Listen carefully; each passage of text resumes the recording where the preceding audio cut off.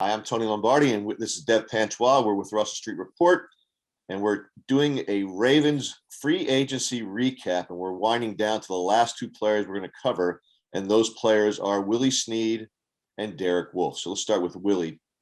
Willie was a guy, Dev, who really embraced the role and really embraced the Ravens as a run-first team, never complained, made the tough catches over the middle, between the numbers, and just was a good locker room guy.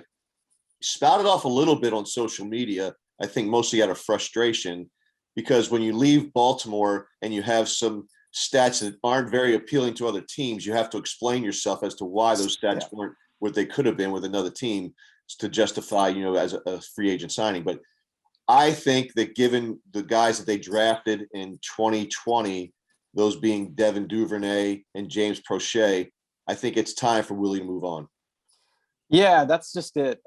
They made a decision with those draft picks. I think, those were good decisions to try to Snead's a good ball player. Let me just take a step back, just talk about him and then go to Duvernay and Proche. I mean, he's a good ball player. He blocks, he's physical, understands where to get space and zones, right? He's a good route runner. He's crafty. Third downs, he's reliable. We saw him make arguably the biggest and most difficult catch of the season in the Cleveland game, right? With McSorley. So he's that guy. Huge catch. They don't get to the playoffs. They don't do any of the things that they do. So he's that guy. And it's impressive. He scored 5 touchdowns last year, which is pretty good for a guy that pretty much was playing more or less 3/4 of the snaps. So I think all things considered, he's a good ball player. He's like a Hines Ward type of player to me. Maybe not quite that, up there, but the thing with Duvernay and Proche is they're just so explosive, and I think you get more out of them. But yeah, they're never going to get the chance if Snead is eating up those snaps. So I just think it's a numbers game right now, and I think with Duvernay and Proche, you just got to let them develop. You know who I think he would be a really good fit with is Tampa Bay.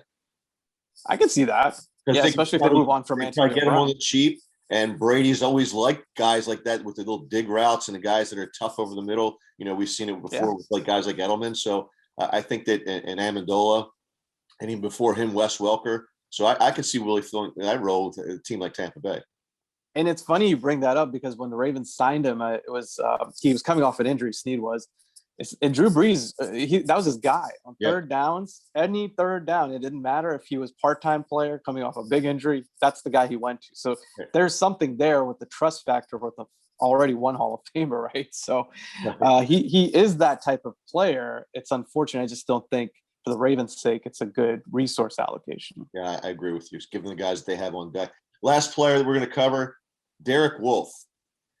Dev, if there's ever a player that the Ravens signed as a free agent that looked like he should have been a Raven from Front Street, it was Derek Wolfe. I just think that as the season wore on, he became better and better, more dominant figure in the interior line, defensive line.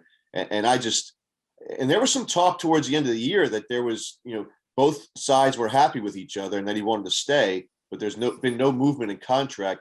So I'm a little concerned that he's going to test the marketplace. And if he does, a guy like Derek, who's a great team player and does all the dirty work to allow other people to, prosper, he might be gone. But my guess is that Eric DeCosta likes him enough to bring him back. But yeah, like Eric will always say, right player, right price. Absolutely, yeah. It's funny, the Ravens have gotten this reputation now, like the Raiders back in the day, that there's certain players that you look at and they look like a Raven, or you could think of them as a Raven. Steve Smith had it a couple of years ago. But I agree, Wolfe was really, really good. He was surprised. So the thing that we were all concerned about was his durability, right? He ended up playing in he played in 14 games. He started 8 of those games, and he was the guy that was actually the rock when Calais Campbell went down, when Brandon Williams went down. He was playing those important rundowns, but then he was also, and this was the surprise for me, Tony, he was the guy in their sub packages too. He was the guy on the field rotationally. So he was their inside presence in nickel and dime packages, and really did a good job there too. The numbers, he's not a numbers guy. It's just opening things up for everyone else, taking on blocks, like you said, doing all the dirty work. The one thing I would pause on with him is that this is actually a sneaky decent market for players that play his position, and with the Jarrell Casey is one player that's out there. Lawrence Guy's another player that's out there. Brent Urban. So there's some former Ravens that are out there that play his position, and it would be, I think, surprising if he wasn't back. But if for some reason they pivoted, I could see that maybe happening if they wanted more pass rush output or something like that. Right. That's a good point, because I know there's been a lot of talk about the Ravens trying to improve their interior pass rush.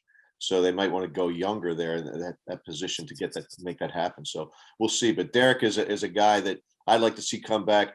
I actually think he will come back, but the days ahead will determine that. And by the way, we've talked about this on Russell Street Report, Dev. You know, the Ravens could still, if they want to get aggressive in free agency, they could still carve out $17 million more in cap space to be big time players in free agency, just by restructuring contracts without that really hurting the team or kicking the can down the road, with guys like Stanley, Humphrey, Chuck Clark, and even Justin Tucker. It's a great place to be, especially with those core players that, you know, are not players that you're sinking those dollars into, but they won't be around right for the long term. But yeah, I think that's actually strategically with this cap landscape, maybe that's a strategy, right? Like maybe you want to be able to go in the first wave, second wave, third wave, and just kind of guys are going to be available on a constant basis. And they're, you know, there's people that have said 1 or 2 year deals is what they're looking for. So I think it could be part of their strategy to keep holding, you know, kind of incrementally extending or restructuring guys to open up money. Yeah, Eric is sneaky. He'll Yes. lay low in the weeds, and as evidenced by Zeitler today, early in the morning. Right. You wake up this morning and here's a new guard for the Ravens. So I think Absolutely. I think he likes to lurk in the weeds, and I think that he could make those power plays coming, you know, up in the next 48 hours or maybe 72 hours. So we'll see. It should be fun. But I think also a lot of other teams are still not in cap compliance, Dev. You're going to see more cap casualties, and those things Eric just loves because they don't come with the comp pick compensation, you know, or the comp pick equation. So it's a good thing, a good position to be in. So it wouldn't shock me if he carves out more, like he did with Marcus Peters last week, with carving out another $3.5 million in cap space.